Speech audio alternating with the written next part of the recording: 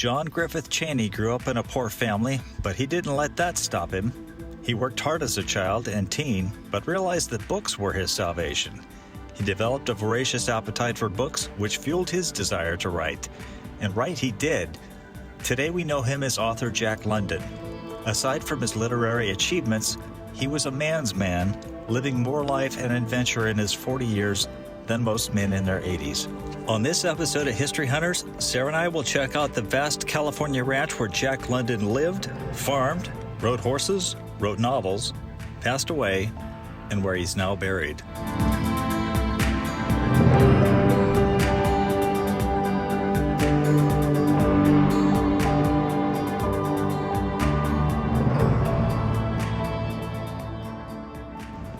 We're in beautiful Glen Ellen, the town that Jack London considered home.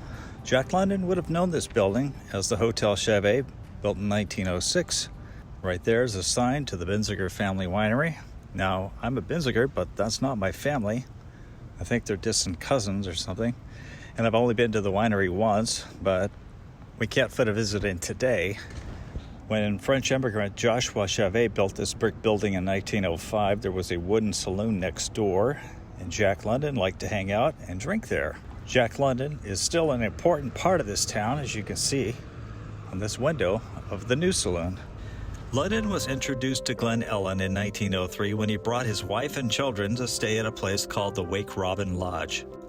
Jack London was married the first time to Elizabeth Bessie Modern in 1900. She gave him two daughters, Joan and Becky, but the marriage grew cold quickly. London reportedly complained to friends, "Bessie is devoted to purity. When I tell her morality is only evidence of low blood pressure, she hates me. She'd sell me and the children out for her damn purity. It's terrible. Every time I come back after being away from home for a night, she won't let me be in the same room with her if she can help it." The owner of the lodge was an aunt of Charmaine. Jack left his wife and daughters while he took a short sailing trip, but he was hurt badly in a buggy ride. So Bess asked Charmaine, living nearby, to look in after him. What happened was an affair that led to their divorce. The new couple was married in Chicago on November 19th, 1905. We're going to go right now to the Jack London Park, State Park. It's a hot day here. We're going to check out Jack London's ranch. Hopefully get to the Wolf House, his dream house that he built. It was burnt in 1913. Jack London, noted writer, traveler, and lecturer, occupied these premises from 1905 to his death in 1916. He was born in San Francisco, January 12th, 1876, and he died here on November 22nd, 1916. The Valley of the Moon, one of the best-known books, is descriptive of this valley tablet erected by the Historic Landmarks Committee, 1940. Beautiful oak-covered property here.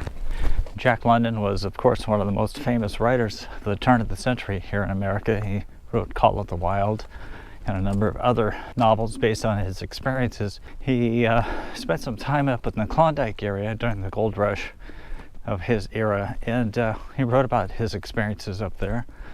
He was quite a prolific author. I understand that he liked to write 1,000 words a day, just as a habit as an author. As a writer myself, that's not too much to write. Indicates that half a mile is Jack London's grave, and the Wolf House ruins are a little bit beyond that. This is the House of Happy Walls, built in 1919 by Charmian London in memory of her husband Jack London, renowned author. Here are housed many of his works and the collection gathered in their travels throughout the world. Charmaines House, the ruins of Jack London's Wolf House, and his grave were presented in 1960 to the state of California by his nephew Irving Shepard. As you just learned, at the museum, she built it, the House of Happy Walls, she called it, started 3 years after he passed. And then this was sort of to honor him, partly for that, and also a way to display the artifacts that they had gathered during their South Pacific sailing. And she lived upstairs for a while, and then she broke her hip, so she had to move back to the cottage. So the interesting thing is she and Jack and Eliza, the sister, that was stepsister of Jack, they all died in the same place. They were very, very together and very in tune with each other. They called each other mate, and they had the same adventuresome spirit and lots of energy, and they both liked to ride their horses. I mean, they just worked together. 2 years before he died, he had an appendectomy, and the doctors told him, your kidney is not in very good shape. You have to stop drinking, stop smoking, stop eating the almost raw quail that he would eat. Raw quail. And change your diet. And of course he didn't listen to any of that. And the fact that he had this horrible kidney failure because of the disease that he got on the trip, the yaws. So when they went on the sailing, after they made it to Honolulu, got the boat fixed, got a good crew, and they went on to the South Pacific Islands. On one of the islands, they got stung by a mosquito that gave them the disease called yaws, Y-A-W-S. And it was big open sores, especially on the hands and the arms. And we're talking about 1907. Not too many. Not enough medical. Uh-huh. And so what they did is they poured mercury chloride onto the open sores. It was the only thing that gave relief. You know what happens to mercury? It travels to the kidneys. Mm-hmm. What were you saying about the horseshoe up there? Is that from one of the very largest horses called that are humongous? Oh, the Clydesdale? Yeah, That's a real horseshoe. I think so. Yeah. Wow. But, you know, he did love to ride. Inside the museum, we found displays featuring fencing equipment and boxing gloves belonging to Jack London, ever the man's man. Suckers. He used those gloves. Apparently he was into fencing as well. There was also a surfboard that he used, also on display. It says, get in and wrestle with the sea. Wing your heels with the skill and power that reside in you. Bit the sea's breakers, master them, and ride upon their backs as a king should. After Jack rose to the ranks of Sea King, he too was a mere mortal, learning to ride aboard. Here he paddled for dear life, missing a wave. There's a bust of him up there. I would rather be ashes than dust. I would rather that my spark should burn out in a brilliant blaze than it should be stifled by dry rot. I would rather be a superb meteor, every atom of me in magnificent glow, than a sleepy and permanent planet. The purpose of man is to live, not to exist. I shall not waste my days in trying to prolong them.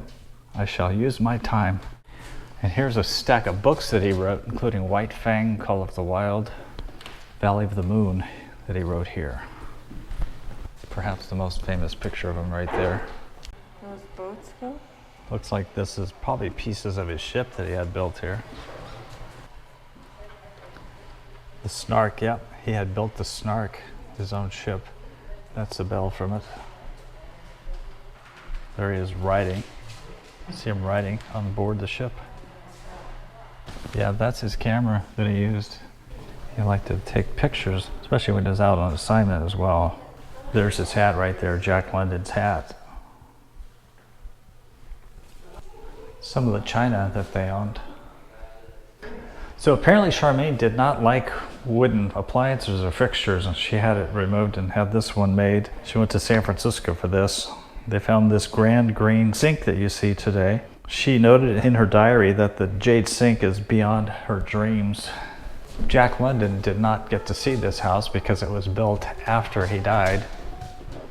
There's another green sink.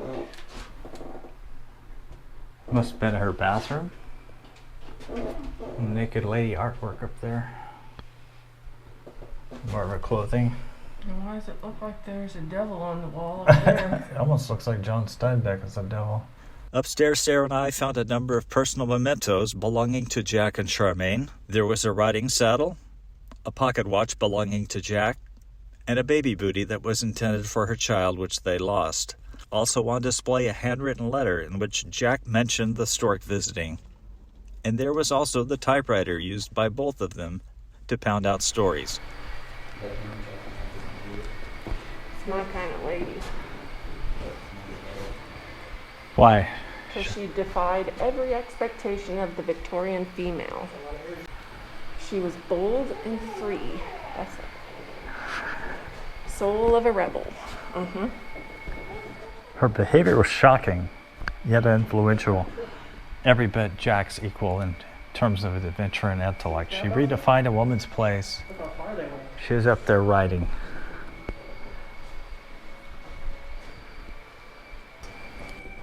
This is what the Snark looked like. It's a ship that he designed, a sailing ship.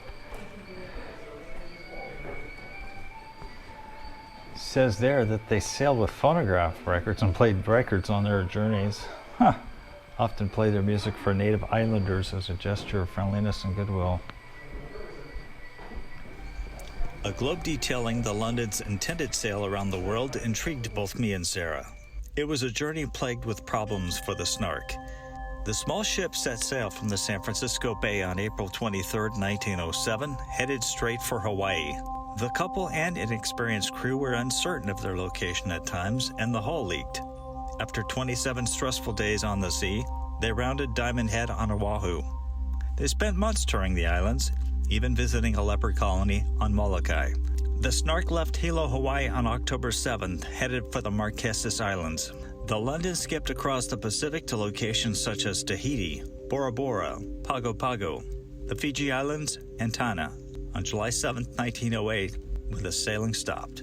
London became afflicted by the mysterious skin disease, which meant that his hands swelled up and chunks of skin fell off.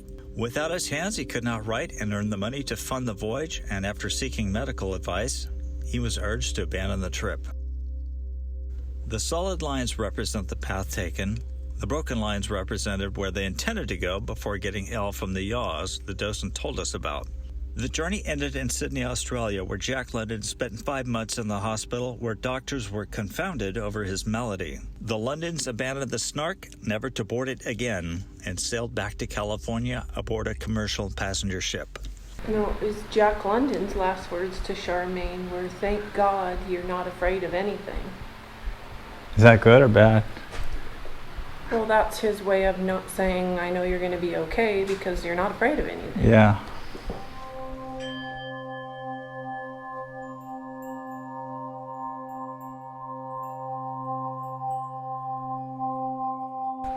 We're just admiring the tile roof.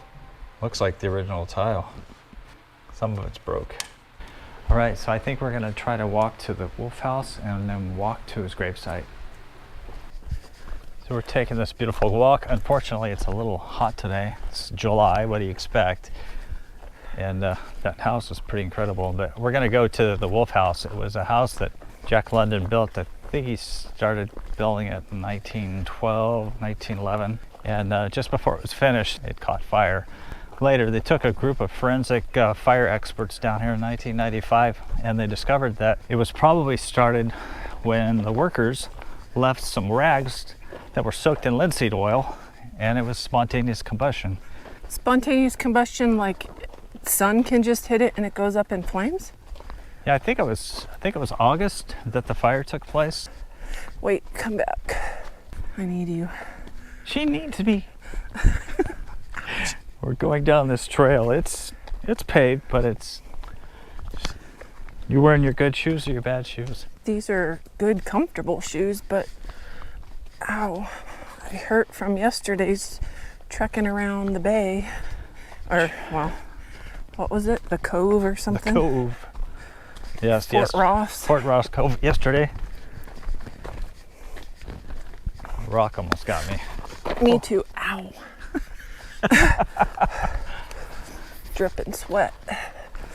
Said that when Jack London bought this place, he just fell in love with it. Became his energy, making this a workable ranch, investing a lot of money that he made from the sale of his books into this place. Again, I think the most tragic thing was the loss of that Wolf House. It was a place that I would have loved to have lived in. It was designed by a San Francisco architect that he had commissioned. What did he say it was? Who? 0.5 miles? Oh, half a mile? Half a mile. Well, that's not very bad. Most of it's shaded. Lots of poison oak. There is poison oak around here. They tell us to be careful. Yeah, they put signs up about it. I think that's manzanita right there. There's all kinds of it all over the place. We just caught sight of the Wolf House. It's right in front of us. Jack London's Shattered Dreams. Wow, that was a huge house. I've seen pictures of it, but I had no idea it was that big. Look at that.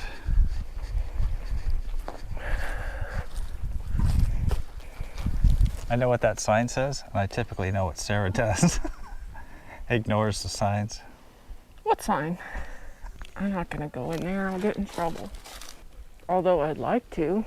Why is it unsafe? They just don't want us falling. Look at that massive chimney. Looks like this would have been one of the entrances. It's been reinforced with steel. Looks like they use cement at the top. How many of you know that the Hearst Castle is made out of a lot of cement? Mostly cement. Isn't it concrete? Isn't it the same thing? No, isn't cement before it becomes hardened? Well, didn't they use cement for it? Look at those tall chimney stacks. Wow.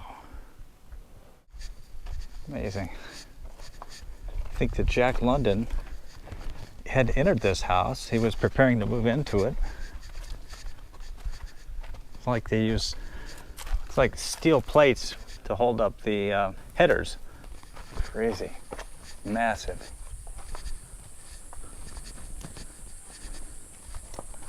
Giant windows. Look at that fireplace.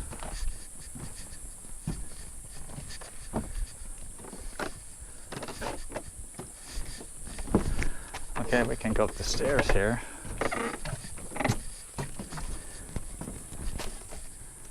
There's the inside. It was 3 or 4 stories. Look at that fireplace. I'm not sure how many stories this thing is, but it's huge. Oh, four levels. 4 and we're on the story. 2nd level. This would have been the courtyard. This was designed as a courtyard. How do we know that? There's a picture right here. It looks like maybe a pond because there's a bunch of water pipes that feed into it. That would make some sense. Sure, that was a pond. Yeah, it was. See, we've got water in the bottom of it. Apparently they were in Glen Ellen when they saw the smoke, and by the time they got here it was too late. You can see the slots on the wall over there where the floor joist went across. In fact, I see pieces of burnt floor joist still in that rock over there. 8 or 9 fireplaces? Yeah, because I'm sure they had to have that much to heat this house. Who knows, this could have been a bedroom up there. Who built this? He had it built. By who? An architect he hired. Who's lifting this stuff up? I wasn't around then, so I have no idea who did it. Look at these rocks are ginormous. What kind of machinery did This they is have? trucks. This is 1912, right? There's bricks around some of the fireplaces, and some of them have just the big stone. I got sweat dripping down my back. This must be the north side where all the moss is. Moss grows on the north. Must be a wine cellar. Construction began in 1911, influenced by the catastrophic San Francisco earthquake and firestorm. London worked closely with architect Albert Farr. The rustic fireplace design used local volcanic rock and unpeeled redwood mounted on a concrete foundation that could hold a 40-story building. The 4-story, 15,000 square foot house commanded a view of the Sonoma Valley. Its 26 rooms and 9 fireplaces cost about $50,000 and included such modern conveniences as hot water, heating, electric lighting, and refrigerating and vacuum cleaning plants.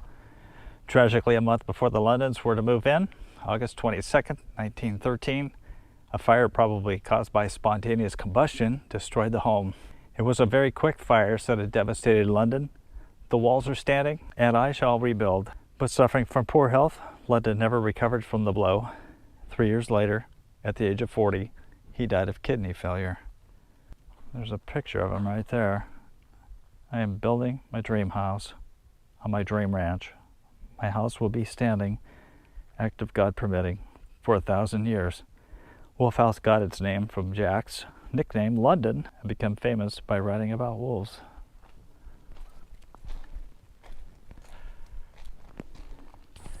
Find it incredible that the house overlooked the Sonoma Valley because right now there's no view of it for the trees.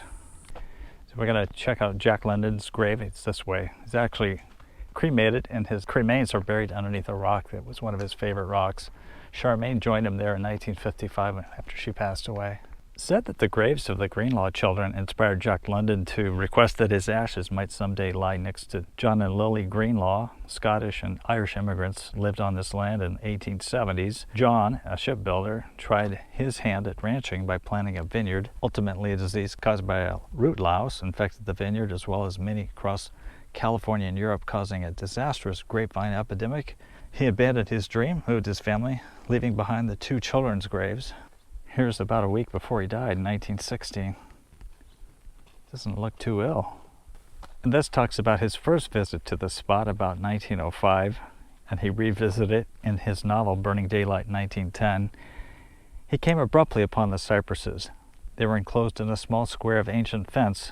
The pickets he could plainly see had been sewn and sharpened by hand.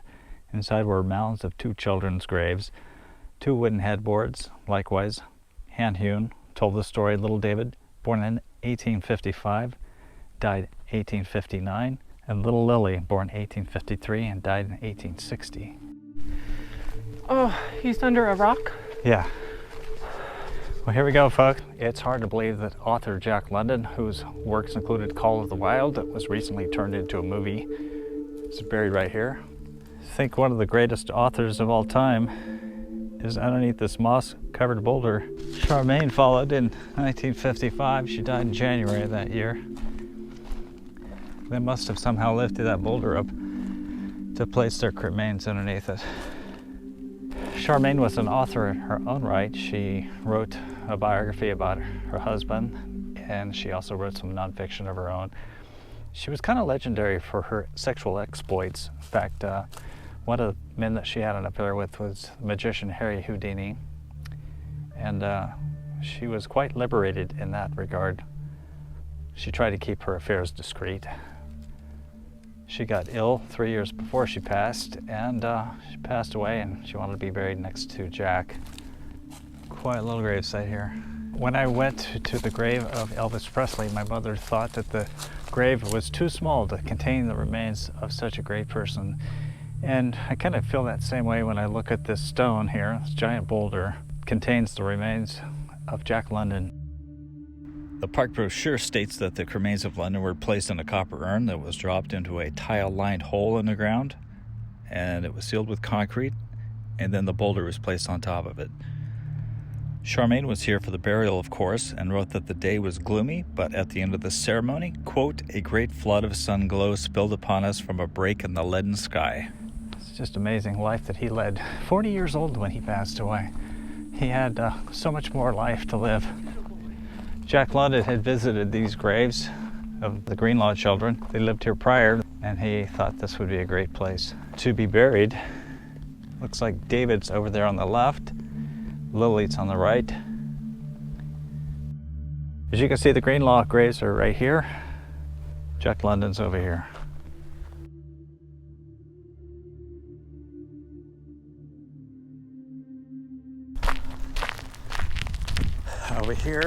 Over here's the sherry barn, and next to it is the manure pit, and there is the stables that he kept his horses in. Here are some of the buildings used in the ranch operation. And I think over here, these buildings right here are what's left of the Kohler and Froling winery buildings, which were leveled in the 1906 San Francisco earthquake. The San Francisco earthquake also did a lot of damage to the town of Santa Rosa. Jack London had an opportunity to take his camera up there and photograph that area. Coincidentally, the same earthquake is the one that caused damage and set fire to the building where he was born at 3rd and Brandon Streets in San Francisco. In fact, if you go there today, there's a modern building at his place, and on the side, there's a plaque that talks about it being the birthplace of Jack London. There's Jack London's cottage right there. That's his house. I've seen many pictures of it. Jack and Charmaine out in the yard with their horses on the porch. The cottage was built in 1862, I understand, and he bought it in 1911. It's closed right now. Hard to believe that Jack London actually lived and died here.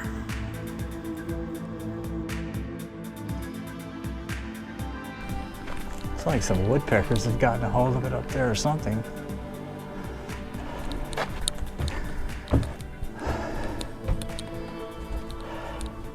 Jack London's house right here. It's pretty cool.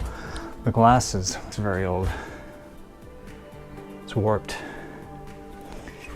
I'm not sure if you know it, but glass is actually liquid. It's a slow-moving liquid, and that's why it warps with time.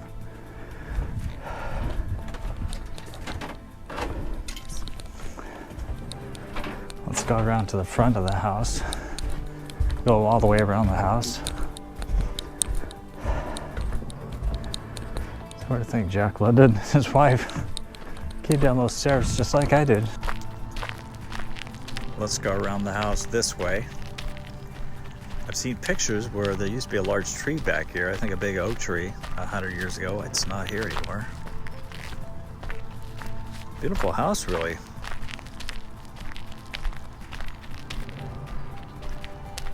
Jack had the porch enclosed with the walls and glass, and he did his writing out there. There's actually a picture that I saw of Jack and Charmaine standing right there at the edge of the koi pond.